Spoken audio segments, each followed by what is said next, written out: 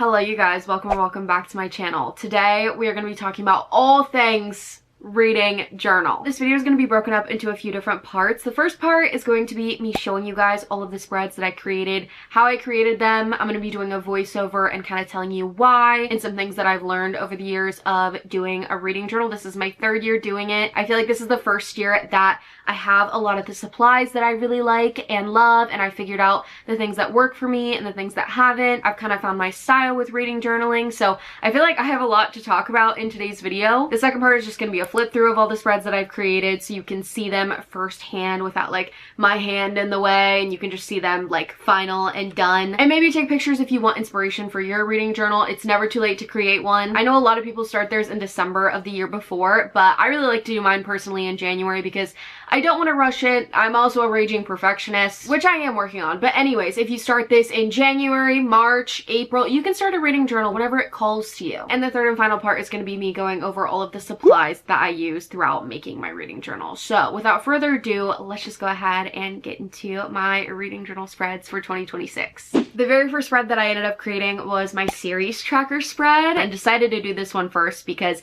it was my very first time using my X-Acto knife and mat to make a Dutch door. I think for my first time doing it, I did an okay job. It's a little bit trickier than you would expect. There's a lot of measuring that goes into it, especially because I was adding scrapbook paper to it, so it can be a little bit meticulous, but I'm really glad that I did it. I honestly wish that I would have done it for some other pages, but I'm actually showing you guys these pages out of order. So this isn't the first page in my 2026 reading journal. I'm just showing you in the order that I ended up creating the spreads. I also did try to make scrapbook paper on my own by using some of my art markers and cardstock. That did not go the way that I wanted it to go, so I just ended up using scrapbook paper that I had. I ended up getting all the scrapbook paper that I used in this video and then some from a place that I have that's very local to me. It's kind of like a thrift store, but for craft stuff, and you can go there and buy individual scrapbook pieces of paper. But with this place, it's really nice because I think I got like 10 pages that I really liked and am excited to use for under $1, which is great too because those stacks of scrapbook paper can be expensive. I also feel like adding Dutch doors is so fun and just adds like another like pop out element. It kind of gives the vibe of those cards where you open it and like there's something popping out. It just makes it like come alive more. I know I'm saying that about a reading journal, but it just does. It makes sense to me. We'll obviously go a little bit more in depth about the supplies that I use for my reading journal later in the video, but every year I do add a little bit to my collection here and there, and my favorite thing that I think I added this year were these little alphabet stickers. I've never used stickers before for my lettering, and it's honestly just really nice. These look really great. Kind of taking a little bit of pressure off of me to create all of these titles and make them look unique and cool for each page. You also see the scrapbook paper that I end up using here is checkered. You're gonna see a lot of checkered things throughout this video because I just love a checkered pattern. I don't know what else to say about that. I'm also filling out my series that I'm reading right now. I'm currently in the middle of 9 series that I plan to continue, so I'm just filling those all out with a black pen, and then I go and update where I am in each series with a purple and a green marker that I thought matched the scrapbook paper very nicely. And the last finishing touch are these star stickers. I kind of use them as bullet points for each series that I'm going to be doing, and then just put them throughout the page as well just to make it look a little bit more finished. And then I also went in with my black marker and added some stars everywhere too. You're gonna see that's a theme throughout my reading journal as well. I loved the star stickers a lot. I feel like they made a lot of the pages look less empty, so I did a lot of star doodling and used the star stickers for almost every single page in this reading journal. Next, I'm working on my monthly tracker and my genre tracker spreads. I really do like how these turned out. I think this might be my favorite scrapbook paper that I got from that thrift craft store. I think it just is really pretty. Another checkered pattern, as you can tell, and I love the purple colors together. This one involved a lot of measuring as well because I did like a little cutout in the middle of the scrapbook paper so I could have my chart in the middle, and as you can see, I designed the chart on the regular paper in my journal and then put the scrapbook paper on top, so it kind of had to be exact, so there was a lot of measuring again. This is also one of those pages where at the beginning of the year it can look a little like blank because there's not really anything exciting going on, so I took a gray marker and I added a few designs behind where I'm gonna put in the different genres that I'll be reading and the different months of the year. And I didn't want to use anything too colorful because obviously the genres and the months will have like their own colors, I presume. At least that's what I'm I'm planning on right now. So I don't know, I thought it was fun and made the page look a little less blank. When I'm sticking stuff down too, you'll notice that I use double-sided tape and these little like tape glue guns. I usually just use the tape glue guns for a lot of the stuff that I do with my reading journal, but at the beginning of the year, since these parts of the spreads are going to be in there the longest, I decided to use both, especially because, as you'll see, I layer quite a bit of things as well. So I wanted to make sure that everything was stuck on in there and nothing was going anywhere, nothing was going to be folding over whenever I'm like flipping through the pages. I didn't want to mess with any of that. I also love rounding the edges of literally everything. That tool is so nice. I ended up making the titles for these two spreads myself just by writing them out in little bubble letters. I feel like I used to be really bad at them, but now I just kind of like keep tracing over the letter to make it bigger, and I've gotten better at them as I've gotten older, so that's nice at least. And I also use a lot of a ripped up old book that I have throughout this year's reading journal too. I used it a little bit last year and I wish I would have used it more because I really do love the way that it looks. Also, sorry if you can hear a bunch of birds chirping right now. They're going ham outside my door. But anyways, the next page is my reading goal page for 2026. I was going back and forth on what I wanted my reading goal to be, and the past 2 years it's been 100 books, and I think I'm just gonna stick with 100 books again this year. I feel like 100 books is a challenge, but it's also not so challenging to the point where I don't think that I can reach it. So I do feel good about 100 books. I don't know, maybe in future years I might lower it. I'm not really sure, but that's what I'm sticking to for 2026. I also did write down a few other goals too, which were finish 75 books, which I'm doing with my friends right now. And I think we're about a fourth of the way through and I'm really enjoying doing it. I highly recommend if you feel like you're kind of in like this weird reading slump to do 75 books. It's really fun, especially doing it with friends. I also want to finish every book that was on my physical TBR before 2026, and you'll see I have a physical TBR page coming up that we fill out. I don't know if I'll end up reaching that goal, but I do at least want to try, and I also want to read from 10 new authors. I also did a lot of measuring with this page too for the border. I think one of my favorite things about my reading journal this year is that a lot of the things look cohesive, but they don't look exactly the same or have exactly the same coloring and theming, but it still all goes together, which is different to what I've done in years past. One of the things that I don't show you guys in these videos are me sketching all of these pages out, because that is whenever I'm doing my planning, trying to figure out how I want everything to look and how exactly I want to achieve that look with my different supplies as well. And I feel like this year, this was just one of those pages that I had a lot of trouble with, because obviously you have to like trace a lot of lines and make sure everything looks cohesive and good, and you have to count to 100 books as well, and I was trying to figure out exactly how I wanted to do that. And I don't know, honestly every year this is just one of those pages for me where measuring everything is just a little bit tedious, but whenever I finish it and I get everything to look good in uniform, it makes me feel really good. So I'm really happy with how this one turned out. I feel like I'm just gonna keep saying that because overall I'm just really happy with how my reading journal turned out this year. Those little 2026 cutouts that I am taping down, I wrote those on a little note card. I love using pastel note cards to create a lot of my titles. It's just a really cheap and effective way to do it. I like the colors a lot, and also like you can get a bunch of different sizes by cutting them down. I use the alphabet letters and the book pages again, and I feel like the book pages, like if it wasn't in my reading journal, it would just look like more bland. Like it would just look boring, and I feel like they just add so much without me having to spend a bunch of money on extra supplies, and also without me having to like put in a ton of effort. It's like low effort, high reward, which I'm a big fan of. On to my next page, which is my reading bucket list page. This is always one of my favorite spreads to do, but also another one of those tedious ones to sketch out and to draw all the lines and make sure everything looks good together. When it is tedious like this though, I lock in with an audiobook, and it can be kind of therapeutic, and sometimes I don't even realize how long I've been doing this, and then I finish and I'm like, whoa, it's been a while. And honestly, kind of love that, because having a good time zoning out with your audiobook is always just a fun time in general. I'm just drawing these little squares though that I'm gonna fill in with different bucket list options that I can fill out throughout the year and color in. I also did leave a little bit of space at the bottom of each square too to write in which book or which series I'm filling it out for. I've heard of a few other creators wanting to do this, and I'm like, that's Genius. So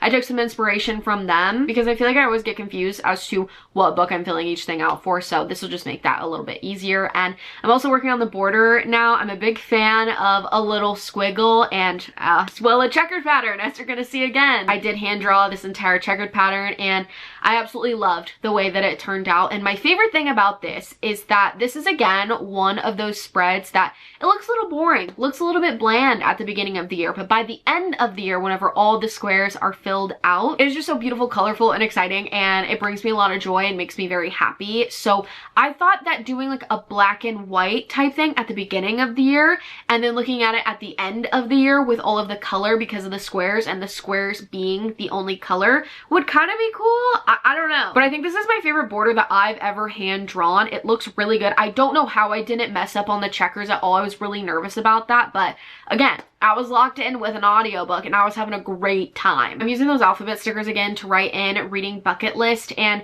they were kind of in like a weird order. Again, I'm a perfectionist, so using my X-Acto knife, I did peel a few of them up and like move them around a little bit so they had like more exact spacing. And I love my X-Acto knife. It's amazing. One of my favorite crafting tools I think I've genuinely ever used. I also can't remember if I've said this yet or not, but I did have 40 squares to fill out. So while I was doing my sketching and preparation for this video, I did write out 40 different prompts on a little list in my notes app and then filmed them out throughout this spread. And as I filled them out, I crossed them out on my notes just to make sure I had everything covered. I have a lot of finish a series because that's always a big goal for me every single year. A few of the prompts that I added this year that I really liked were one off of my 2026 TBR and then my 2025 and 2024 TBRs as well, because I've never finished a yearly TBR, so I figured that would be a nice way to not only hit my goal of trying to finish those separate TBRs, but also try and finish my entire physical TBR. Some of the prompts are just in all caps. Some of them have like a cute little squiggle in them or a little bit of a design or a border of some sort. I like to spread it out a little bit just to make it look a little bit more exciting, and it will be a little bit more fun to color and not have them all just be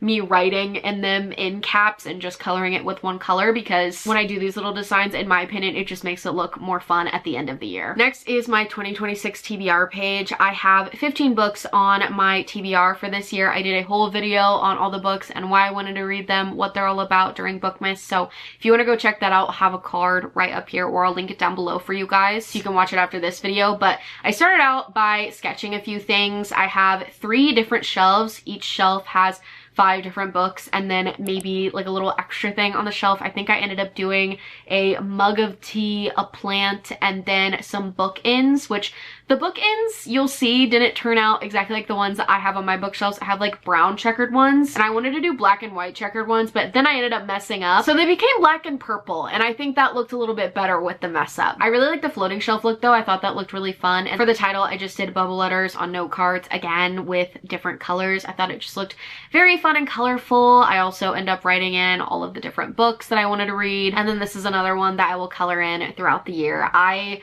really love how this page turned out. I know I keep saying that, but I really do love it. I've done this sort of style of page, I think, every year that I've done my reading journal, so the past 3 years, and this is definitely my favorite way I've done it. I've gotten inspiration from Rachel Catherine for this way of displaying my yearly TBR, and I get a lot of reading journal inspiration from her. Honestly, I love her reading journal. It is so cute. And I also really like Katie's reading journal, and I also get a lot of inspiration from Pinterest as well. Pinterest is my best friend for reading journal inspiration and just like craft inspo in general. Now onto my last full spread besides my title page. I don't really count that as a full spread though, but this is my physical TBR. I ended up doing 6 spreads in total. I really do feel like I don't want to overdo it at the beginning of the year. I also feel like a lot of different spreads that you can do can be kind of repetitive with the information that you can put on them. So I was trying to find a happy medium with still tracking everything that I want to track without tracking it like multiple times, especially because when I go to do my reading journal, I don't want it to be too overwhelming. I honestly just want it to be something fun and crafty that I get to do. But this is my physical TBR page. I ended up creating this border by hand. I actually ended up messing up, but it was a happy accident because I really liked the way that the scallop border turned out. I also like the way that I added a little scallop border to the stickers because I felt like it made the stickers look a little bit different than they do on every other page, just because they had a border in and of themselves. Also, as you've already very well seen, almost every single page that I've showed you has a border. I just love a border. I feel like it fills up the space really nicely, and it also just makes it look more colorful and exciting than just me writing down all of my physical TBR on the page and crossing them out throughout the year, which that's currently what I'm doing, is I'm writing all of my physical TBR down. This is another page that I kind of want to do a Dutch door on, but the series tracker page is at the end of my reading journal. I think that's the last page that I have. So since I started with that one, I couldn't really do any more Dutch doors unless I wanted to cut out another spread, unfortunately. And honestly, this spread doesn't even need a Dutch door because my goal is to not add more to my physical TBR to where I'm gonna need another page to track it. But I feel like this is just a nice way to keep track of all the books that I've been reading recently and making sure that I'm reading the books that I have and not buying too many books. It kind of helps me become more self-aware with the book buying issue. And we are now finally to my last page, which funnily enough is the first page in my reading journal for 2026. It is my title page.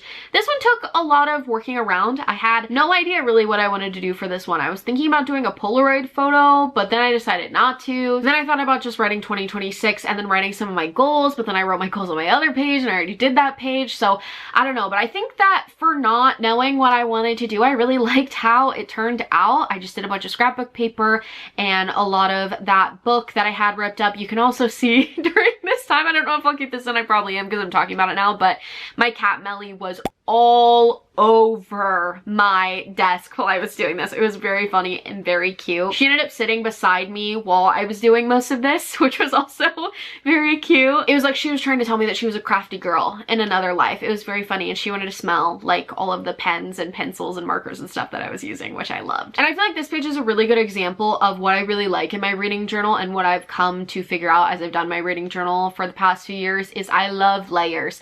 I do like a page where it's just markers and stuff. Like, I think those look nice, but whenever there's like a lot of layers of different papers and things, I just think that it really looks like, it just looks so good. And also sometimes doing those layers versus like actually hand drawing a lot of stuff is a lot less effort, which is also really nice. I add a lot of stars to this page as well. If I haven't added the stars on camera, it's just because this video would have been really long if you would have seen that. But whenever you see my flip through, every single page has either stars that I've drawn or stars from my stickers. And you're probably thinking to yourself, Katie, for your title spread, why are you only doing something on the right page? Why is there nothing on the left? And that is because we are doing the thing that I am most excited about when I got my X-Acto knife. I've been thinking about doing something like this for a very long time. We are doing, I think you would still call this a Dutch door, but it's like a cutout Dutch door. And I did like a little blob. I know it's not perfect, but I really love the way that it turned out. I also thought that the little like blob cutout was a nice transition into the new year from my 2025 stats page. Doing anything with my X-Acto knife was a learning process, and it is not very easy, but I think, you know, like the fun part is that it's imperfect. I ended up adding like a ton of little doodles around it too, a bunch of stars, shockingly enough, and I also added a ton of star stickers as well, and I added a little bit to the back of the blob page, I guess we're gonna call it too, just so that it didn't look super blank whenever I flipped it over to my 2026 page and you got to see the page in full. But those are all my 2026 spreads and how I created them. As you can tell, I'm a very big fan of color and just fun and funky patterns and layering and putting stars on every single page apparently. But anyways, let's go ahead and get into my flip through so you guys can see all of the pages finished and them in order.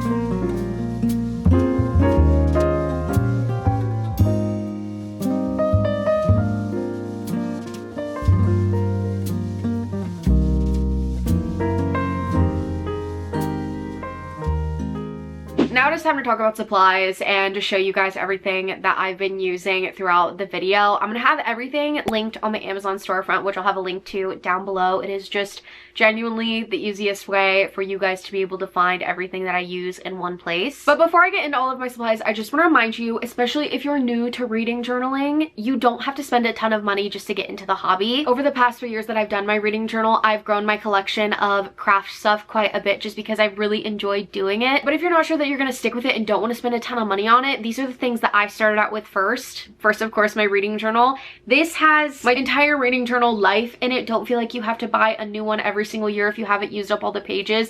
I have 3 years in here so far, and I think I've used about half, if that. I got this off of Amazon. I really like it. I feel like it's a good size. It's not too big to where I feel like I can't fill up the space, but not too small to where I feel like can't fit enough on it. I really like the thickness of the pages. Overall, a great reading journal. I like the design on the front, and also it's green, which is my favorite color. The other things you're obviously gonna need, which you probably have already in your house: a pencil, a ruler, and a good eraser. You might just think that using the back of your pencil is fine, and I'm sure that it can work. I find that with the back of the pencil, they get kind of dirty, and also these erasers are genuinely just not as good as these. They're not that expensive either, and they last forever. I have 2 of these, and I've barely even made a dent in them. Along with these, you probably also have scissors at home. These are great for literally everything. If you're cutting out any scrapbook paper, anything like that. You also don't have to start with scrapbook paper. I don't know why I said scrapbook. You don't have to start out with any scrapbook paper because you can make borders and stuff with your markers. I know I did that for a few of my spreads in here. These are the Crayola Super Tip markers. I've been using these for the past 3 years. I love them. I know so many people use them, but it's because they're so great. They don't bleed through any of the pages. There's a ton of different types of packs that you can get with a ton of different colors in them. I highly recommend. I saw Rachel Catherine doing this, and I'm glad I saw that video before I created my reading journal this year because it's an excellent tip. If you use any specific markers that you're going to want to use again in the future and you want to make sure that they're going to match perfectly, use a piece of tape, just like any type of tape. I just use masking tape, and write on it what you use it for so that you can find it again. There's a lot of markers that might look similar when you're just looking at them in your collection, so doing stuff like this really helps to make sure that you have the right marker and that everything's gonna match. That's something that has bothered me in years past. I would spend a ton of time trying to find the matching marker, and some of the time it wouldn't even end up matching, and the perfectionist in me really didn't enjoy that problem. So, problem solved.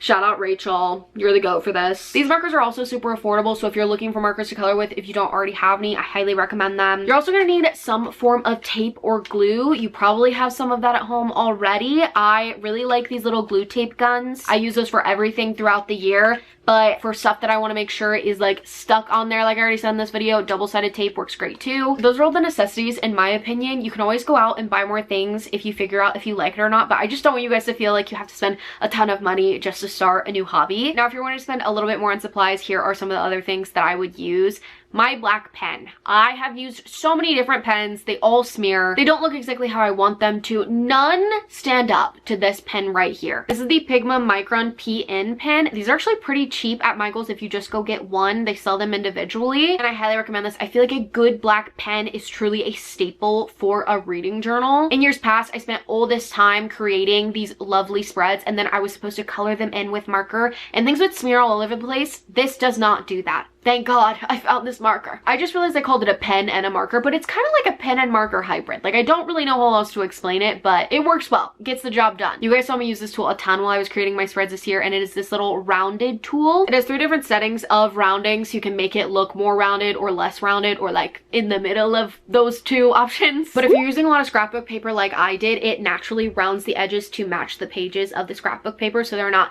poking out, or you don't have to cut them and they look a little bit wonky, because I've had to do that in years past, and they definitely looked a little bit wonky, and this is really affordable to be able to do something like that. I also used it a ton on like these little edges. It just makes it look like a little bit more polished in my opinion. I also have this straight edge cutter, I think you would call it. I don't really know, but I bought this last year. Didn't really use it a ton, honestly, because I didn't have a lot of scrapbook paper that I loved or was using at the time, but now that I have that scrapbook paper like I was talking about earlier from that thrifty craft store, I did end up using it a lot more this year, and I really do enjoy it. I feel like you can use it for a lot of other crafty like hobbies as well. So I am really glad that I ended up purchasing this. The other thing I did not shut up about in this video, this guy right here, this mat and this X-Acto knife. I don't think Luke understood whenever he got me these for Christmas how excited I was about them. These two items are honestly not as expensive as you would think they were. I think they were both under $10 individually, and I feel like it added so much to my reading journal this year. This was also a great tool to pick up stickers and stuff and not mess them up or put like a weird dent in them. I'm really glad that I ended up getting these because I really love them, and again, you can use them for other crafty things too, not just a reading journal. I bought washi tape in years past, but I've kind of realized it's not my style, so I think I'm going to donate it to that crafty thrift store. And for stickers, I have a few random miscellaneous ones that I've just gotten over the years, but the ones you saw me use a lot in this video and the ones that I'm going to be coming back to and repurchasing are these stickers in silver and gold. I loved the way that they looked, and I feel like they were pretty affordable, and also these alphabet stickers. So glad that I finally purchased an alphabet sticker. It comes with a full page of each letter. So there's 26 of these pages, which is really nice. There's tons of different options. I probably won't have to repurchase these for a hot minute, and I feel like these were also really affordable. These are both from Amazon, and I feel like these both added a lot to my reading journal this year. Next are note cards. I use these for a ton of my titles, and I've used these a ton in the past. I feel like I use these a lot for my monthly spreads paired with my art markers. You don't have to have these. These are the Ohuhu markers. I use them for coloring, so I own them already, but their Crayola Super Tips that I showed you earlier will do just fine. I love these. I love pastel colors. These are perfect for making titles, as you've seen throughout my video, because I use them a ton in this video. I also have a ton of scraps, which as you can see, I'm holding up a ton of scraps, but I just have this little bin that I use, and I highly recommend getting one or using a shoebox or a basket or something, just because it's nice to have all your scraps in one place. So whenever you are crafting, you can just grab them and go and do your crafting, throw them in there and not have to worry about it. This is the book that I was using to tear up. I went to Goodwill. I found one that was super cheap. I might read Frankenstein someday, but it's not going to be this edition because I've definitely ripped out a bunch of pages. I genuinely love the way that ripped out pages look, so I'm really glad that I ended up doing that more this year. And one new thing that I'm adding to my collection of supplies this year that I didn't really use yet but will be using to print out books is the HP Sprocket. I'm very excited about this. In the past, because we don't have a printer, I've used the printer at Luke's work, and it's kind of a 50-50 toss-up if the books are going to come out well or not, because I do print them in color, and sometimes they get like this weird look on them. I don't know if you can see that, but there's like a little yellow dot in it, and they just don't look as colorful and vibrant as I want them. And I feel like because I really do enjoy doing my reading journal, I decided to splurge a little bit this year and get it. So definitely not a necessity, but I'm very excited for it regardless. And another thing you guys will see me use throughout the year are these. I bought these originally whenever I started doing my reading journal. I thought they were going to be bigger packs of scrapbook paper, and they're very small, but I still do use them sometimes. I honestly wouldn't really recommend them just because they are so small, and because, like I said earlier, there's a lot of them that I don't really love or like, but I will link them anyways. There's a ton of different collections, and all 6 of these colors came in one bundle together. And I didn't use these in my setup at all, but you guys will see me use them throughout the year. Those are all the supplies that I used in this video and will be using in my reading journal throughout the year. I hope you guys enjoyed this video. I hope it helped you at all. If you were looking for inspiration or supplies or just here to watch for a good time, I hope you enjoyed it regardless. Thank you guys so much for watching. If you enjoyed this video, don't forget to like and subscribe. It really helps out the channel. And if you watched until this far in the video, go ahead and comment down below the journal emoji,